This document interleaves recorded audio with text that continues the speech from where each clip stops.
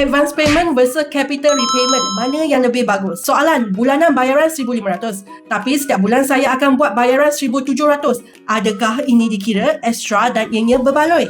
Jawapannya belum tentu. Ia bergantung sepenuhnya kepada jenis akaun pinjaman anda dan bagaimana bank memproses duit lebihan tersebut. Sila beri perhatian kepada dua perkara kritikal ini sebelum anda meneruskan bayaran tersebut.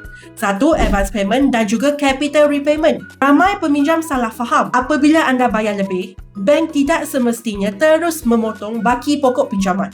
Jika anda bayar lebih 200 tanpa memberi arahan kepada bank, sistem bank sering menganggap duit itu sebagai advance payment. Duit itu akan duduk di dalam akaun untuk menapung bayaran bulan depan.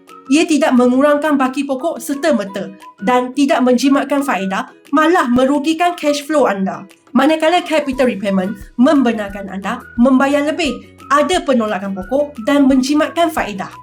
Nasihat Melissa, anda perlu semak dengan bank. Tanya mereka, jika saya bayar lebih RM200, adakah ia automatik tolak prinsipal atau masuk ke advance payment?